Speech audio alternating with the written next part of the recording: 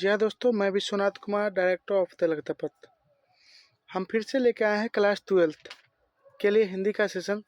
हम लोग बात कर लें कि यह सेशन क्लास 12th के लिए ऐसे विद्यार्थी जो आप साइंस लिए हो, आर्ट्स लिए हो, कॉमर्स लिए हो, सभी विद्यार्थियों के लिए काफ़ी महत्वपूर्ण सेशन होने वाली है, जो हमारे यूट्यूब चैनल लक्ष्य दपत के प्लेलिस्ट में स्थित है। आप जाकर वहां से देख सकते हैं। यह मेरा क्लास 12th के लिए हिंदी का तीसरा वीडियो है। कृपया करके आप जाकर वहां से देखकर अपने बेहतर तैयारी कर सकते हैं। चलिए विद्यार्थियों, तो हम फिर से स्टार्ट करते हैं अपने इस प्यारे से सेशन को, जो चैप्टर का नाम क्या है, संपूर्ण क्रांति। क्या चैप्टर का नाम है? संपूर्ण क्रांति। जो कैसी विधा है? भाषण है। ठीक है, चलो हम लोग बात करते हैं कि संपूर्ण क्रांति के जो लेखक साहब है, जो जिसका नाम क्या है, जयप्रकाश नारायण। जयप्रकाश नारायण को लोकनायक के नाम से भी जाना जाता है। तो आपको पूछेगा एग्जाम में कि जयप्रकाश नारायण को अन्य किस नाम से जाना जाते हैं, तो लोकनायक के नाम से भी जाना जाता है। क्या जानता है? लोकनायक के नाम से भी जाना जाता है। ठीक है, पूछेगा जयप्रकाश नारायण का बचपन का नाम क्या था, तो बाउल था। क्या नाम था? बाउल था। याद आपको रखना है कि जयप्रकाश नारायण के बचपन का नाम क्या था? बाउल था। आपने पूछा जयप्रकाश नारायण का जन्म कब हुआ था? 11 अक्टूबर 1902 को। ठीक है, आप पूछेगा जन्म स्थान क्या है, तो हम लोग क्या बताएंगे? सिताब दरिया जो गांव है, उत्तर प्रदेश के बलिया और बिहार के सारण जिला है, वहाँ पे स्थित एक जगह है जिसका नाम क्या है? सिताब दरिया। वहाँ पे इनका जन्म हुआ था। जयप्रकाश नारायण को लोकनायक भी कहा जाता है। बचपन का नाम बाउल। बचपन नाम क्या इनका हो गया? बाउल हो गया। चलिए हम लोग बात करते हैं कि इन्होंने क्या किया था। 1922 में शिक्षा प्राप्ति के लिए कहाँ गए थे? अमेरिका गए थे। कहाँ गए थे बच्चा? अमेरिका गए थे। चलिए ठीक है, हम लोग आगे बात करते हैं कि इनके माता का नाम क्या था? फूलरानी देवी। क्या नाम था? फूलरानी। और पिता का नाम क्या था? हर्षो दयाल। तो किनके पिता का नाम था? जयप्रकाश नारायण को। अन्य नाम क्या कहा गया? लोकनायक। बचपन के नाम बाउल। ठीक है, इनकी पत्नी के नाम क्या था? प्रभावती देवी। क्या थे? प्रभावती देवी। ठीक है, और गांधीवादी विचार के जो थे ब्रज किशोर प्रसाद उनकी पुत्री थी। यानी एक जयप्रकाश नारायण की ससुर का नाम, यानी इनकी पत्नी जो प्रभावती देवी थी, उनके पिताजी का नाम क्या था? ब्रज किशोर प्रसाद। यदि ये पूछ देगा तो आपको बताना पड़ेगा।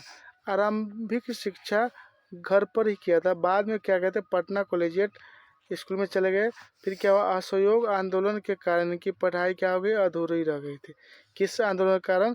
असहयोग आंदोलन के कारण। ठीक है, 1922 में शिक्षा प्राप्ति के लिए इन्होंने अमेरिका चले गए। वहाँ क्या था कि कैलिफोर्निया जैसे विश्वविद्यालय में पढ़ाई किए, लेकिन माँ की अस्वास्थ्यता के कारण क्या हुआ था, पीएचडी नहीं कर सके और घर लौट गए। यानी इनकी माँ की जो बीमारी हो गई थी, उनकी तबीयत ठीक ठाक नहीं चला था, इन्होंने इसीलिए क्या हो गया, अपने भारत के लौट गए और पीएचडी की पढ़ाई नहीं कर सके। राजनीति जीवन की बात करते हैं तो 1929 में कांग्रेस में शामिल हुए। कौन? जयप्रकाश नारायण। कौन शामिल हुए? जयप्रकाश नारायण। ठीक, 1932 में क्या हुआ? सविनय अवज्ञा आंदोलन के दौरान कहाँ गए? जेल गए थे। उसके बाद क्या होता है कि कांग्रेस सोशलिस्ट पार्टी के गठन हुआ और उसमें अहम भूमिका निभाई थी। कौन? जयप्रकाश नारायण। की आज़ादी के बाद 1952 में प्रजा सोशलिस्ट पार्टी का गठन हुआ था, जिसमें इन्होंने अहम भूमिका योगदान निभाई थी। धीरे धीरे सक्रिय राजनीति से स्वयं को अलग कर लिया, यानी जो सक्रिय राजनीति में था उससे अलग कर लिए। आपातकाल के दौरान इन्होंने जेल भी गए थे। इनके मार्गदर्शन में ही जनता पार्टी का गठन हुआ था। जनता पार्टी का जो गठन हुआ था, जयप्रकाश नारायण के मार्गदर्शन में हुआ था। रिकंस्ट्रक्शन ऑफ इंडिया पॉलिटी की रचना क्या कहते हैं? जेपी नारायण की। जयप्रकाश के नारायण का शॉर्ट का नाम जेपी नारायण भी कहा जाता है। याद रखेंगे, जेपी नारायण भी कहा जाता है। चलिए हम लोग बात करते हैं, इनको सम्मान दिया गया था। इनको क्या कहता है? सम्मान दिया गया था। और सम्मान कब दिया गया है, तो भाई याद करेंगे कि 1965 में समाज सेवा के लिए इन्हें मैक्सेसे पुरस्कार दिया गया था। मैक्सेसे सम्मान पुरस्कार से सम्मानित किया गया था। किसको? जयप्रकाश नारायण को। कब किया गया था? 1965 में। उन्होंने भाषण दिया था 5 जून 1974 को पटना के गांधी मैदान में। ठीक है, इनकी मृत्यु हो गई थी 8 अक्टूबर 1979 ईस्वी में हो गई थी। किनकी मृत्यु? जयप्रकाश नारायण की। चलिए ठीक है, तो हम चाहेंगे कि हमारा यह प्यारा सा सेशन बेहद ही रोचकदार हुआ होगा आप लोगों के लिए, और हम चाहते बच्चे इस प्यारा सा सेशन को अधिक से अधिक आप शेयर कीजिए, साथ ही साथ अपने दोस्तों को साथ शेयर कीजिए, लाइक कीजिए और कमेंट के माध्यम से अपनी प्रतिक्रिया जरूर दें। चलिए ठीक है, तो बच्चे हम लोग ऑब्जेक्टिव क्वेश्चन पर बात कर लेते हैं इस चैप्टर का। आपसे पूछेगा कि किसने कहा था अभी न जाने कितने मीलों इस देश की जनता को जाना पड़ेगा। तो किसने कहा था? तो इसका आंसर होगा जवाहरलाल नेहरू। क्या आंसर होगा भाई? जवाहरलाल नेहरू। चलिए ठीक है, याद रखेंगे जवाहरलाल नेहरू। किस अस्पताल में दिनकर का निधन हुआ था? यानी रामधारी सिंह दिनकर का निधन किस अस्पताल में हुआ था? तो याद रखेंगे बिलिंगडन नर्सिंग होम में। ठीक है, याद रखेंगे बिलिंगडन नर्सिंग होम में। जयप्रकाश नारायण को किसका दलाल कहा गया? तो अमेरिका का दलाल कहा गया। तो इसको क्या कहा गया? अमेरिका का दलाल कहा गया। किससे कहा गया? जयप्रकाश नारायण को। चलिए हम लोग बात करते हैं जयप्रकाश नारायण के स्वास्थ्य पर निगरानी रखने वाले डॉक्टर का नाम क्या था? तो उस डॉक्टर का नाम भाई साहब क्या था? डॉक्टर रहमान। क्या नाम था? डॉक्टर रहमान। चलिए, और उम्मीद करते हैं कि हमारा ये सेशन बेहद जाता हो आप लोगों के बीच में। कृपया करके मुझे सपोर्ट करें, और ताकि अच्छे से अच्छे वीडियो आप लोगों के लिए आगे भी बना के लावे। चलिए हम लोग बात करते हैं, नेक्स्ट क्वेश्चन है आपका कि जयप्रकाश नारायण को किसका भाषण सुनकर अमेरिका जाने की प्रेरणा मिली? यानी जयप्रकाश नारायण जो अमेरिका गए थे, किनकी भाषण सुनकर इनको प्रेरणा मिली? तो स्वामी सत्यदेव के। किसका? स्वामी सत्यदेव का जो भाषण सुने, स्वामी सत्यदेव का जो भाषण सुने, इसके बाद इन्होंने अमेरिका चले गए। चलिए, फ्री प्रेस के मालिक कौन थे? तो इसका आंसर होगा आपका सरदानंद गुप्त। कौन होगा बच्चे? सरदानंद गुप्त। तो आपका कि ब्रेन ऑफ बॉम्बे किसे कहा गया है? तो इसका आंसर होगा उमाशंकर दीक्षित। याद रखना होगा उमाशंकर दीक्षित। ठीक है, नेक्स्ट प्रश्न है जयप्रकाश नारायण ने आईएससी की परीक्षा कहाँ से पास की? आपसे पूछेगा कि आईएससी की परीक्षा कहाँ से पास की थी? इसका आंसर होगा बिहार विद्यापीठ। क्या बोलेंगे बच्चे? बिहार विद्यापीठ। नेक्स्ट प्रश्न होगा हम लोग के लिए, चलिए नेक्स्ट प्रश्न होगा बच्चे कि लेनिन की मृत्यु, एक क्वेश्चन हम लोग 9th क्लास से पढ़ते आ रहे हैं, आपके बीच में आएगा कि लेनिन की मृत्यु कब हुई थी। उम्मीद करते हैं आप लोग को आ ही रहा होगा, बट हम बता ही देते हैं 1924 को। कब हुआ था? 1924 को। अगर प्रकाश जी मार्क्सवादी कब बने? तो इसका आंसर होगा 1924 में। कब हुआ था बच्चे? 1924 में। कि फणीश्वर नाथ रेणु की पुस्तक है, तो इसमें से पुस्तक कौन गया है? तो मैलांचल। क्या है बच्चे? मैलांचल। याद रखना हम लोगों को कि मैलांचल। और हम चाहेंगे कि इस सेशन को अधिक से अधिक शेयर करें, और हमारे इस प्यारा सा यूट्यूब चैनल लक्ष्य दंपत को सब्सक्राइब करें तथा अपने साथियों से शेयर करें। फिर अगला प्रश्न हम लोगों के साथ है कि 1974 में बिहार प्रदेश के मुख्यमंत्री कौन थे? आपसे पूछेगा 1974 में बिहार प्रदेश के मुख्यमंत्री कौन थे? इसका आंसर होगा अब्दुल गफूर। क्या होगा? अब्दुल गफूर। ठीक है, किसे लोकनायक कहा गया है? तो आप लोगों को पता ही है कि जयप्रकाश नारायण को। अमेरिका का दलाल भी जयप्रकाश नारायण को कहा गया है। कि जयप्रकाश नारायण का जन्म कब हुआ था? ठीक है, तो हम लोग बात करेंगे कि जयप्रकाश नारायण का जन्म जो हुआ था 11 अक्टूबर 1902 को। कब जन्म हुआ था? 11 अक्टूबर 1902 को। नेक्स्ट प्रश्न हम लोग के बीच में आ रहा है, एक प्यारा सा प्रश्न है कि जयप्रकाश नारायण की पत्नी का नाम क्या है? ठीक है बच्चों, तो उम्मीद करते हैं आप लोग को आ ही रहा है। वही फिर से बात करूँ तो प्रभावती देवी। क्या होगा बच्चे? प्रभावती देवी। उनकी पत्नी वाइफ की नाम क्या थी? प्रभावती देवी। चलिए, रिकंस्ट्रक्शन ऑफ इंडियन पॉलिटी किसकी रचना है? तो हम लोग जानते ही है, इसका भी प्रश्न उम्मीद है कि आप लोग जानते ही होइएगा। इसका उत्तर हो गया जयप्रकाश नारायण। चलिए हम लोग बात करते हैं, अगला प्रश्न है आपका कि प्रजा सोशलिस्ट पार्टी का गठन कब हुआ था? आपसे प्रश्न पूछा जाएगा कि प्रजा सोशलिस्ट पार्टी का गठन कब किया गया था? तो इसका आंसर आप लोगों को 1952 में। किसने किया? जेपी नारायण, यानी जयप्रकाश नारायण। चलिए हम लोग आगे बात करते हैं, अगला प्रश्न है कि जयप्रकाश नारायण को भारत रेल की उपाधि कब दी गई। आपसे पूछेगा कि जयप्रकाश नारायण को भारत रेल की उपाधि कब दी गई, तो 1998 में।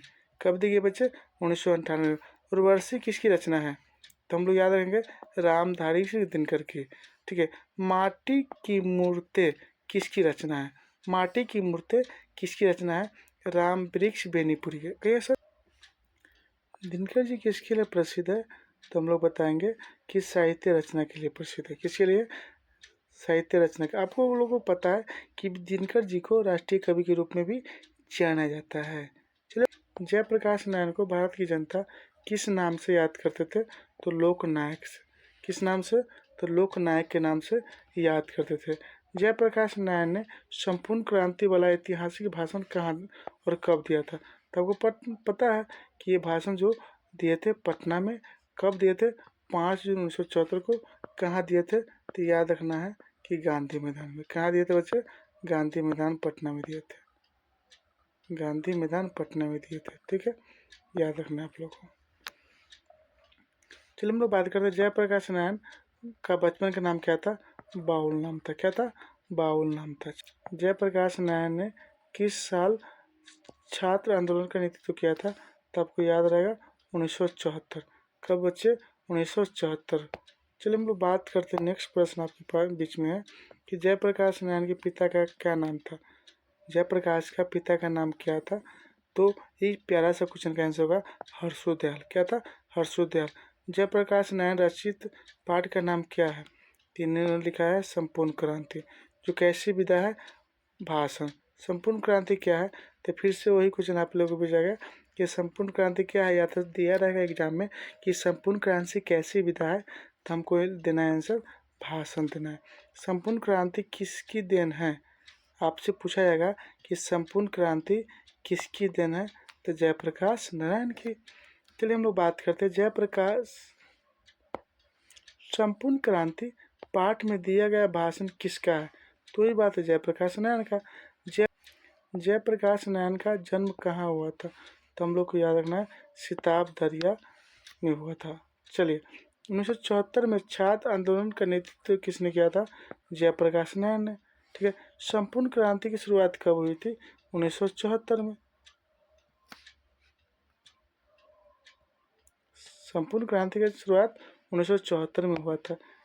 उम्मीद करते, आशा करते कि यह हमारा सेशन आप लोगों को बेहद रोचकदार लगता होगा। कृपया करके हम अपनी प्रतिक्रिया कमेंट के माध्यम से जरूर दें।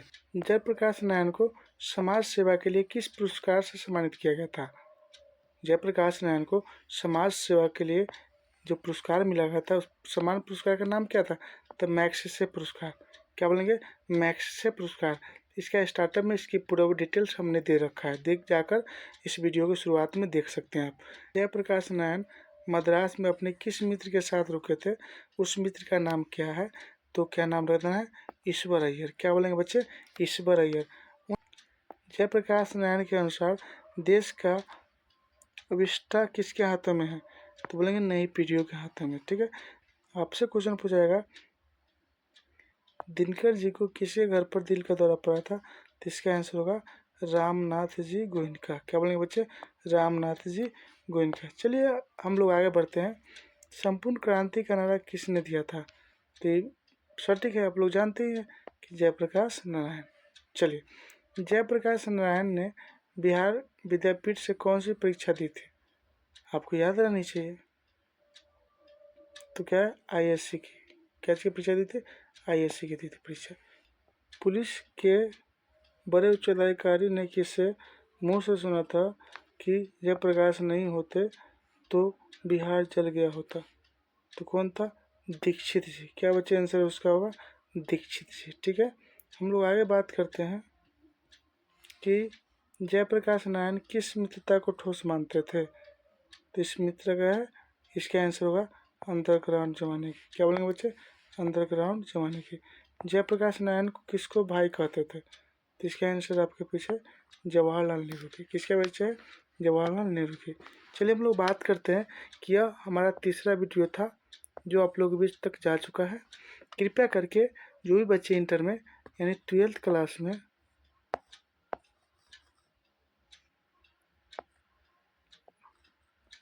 ISC लिया हो या कॉमर्स लिया होगा, ICOM या IA यानी इंटरमीडिएट ऑफ आर्ट्स लिया हो, उन सभी के लिए यह हिंदी का सेशन काफ़ी महत्वपूर्ण होने वाली है, क्योंकि आप अपनी पढ़ाई के साथ हमारे इस वीडियो के माध्यम से अपनी तैयारी बेहद तरीके से कर सकते हैं। ठीक है, तो दिगंत का जो भाग 2 चल रहा है हम लोग के बीच में। ठीक है, वीडियो यह तीसरा था, संपूर्ण क्रांति, इसके माध्यम से हम लोग आप लोगों के बीच में पहुंचा गए थे। ठीक है,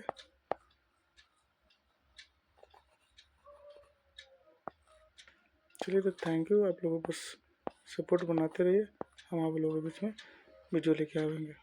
ठीक है, तब हम लोग बात करते हैं कि इस मेरा प्यारा सा चैनल है जिसका नाम है लक्ष्य पथ।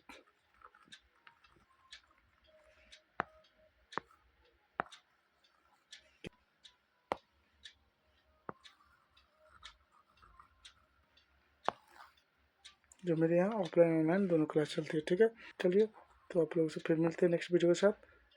जब तक के लिए विदा लेते हैं। जय हिंद, जय भारत, थैंक यू।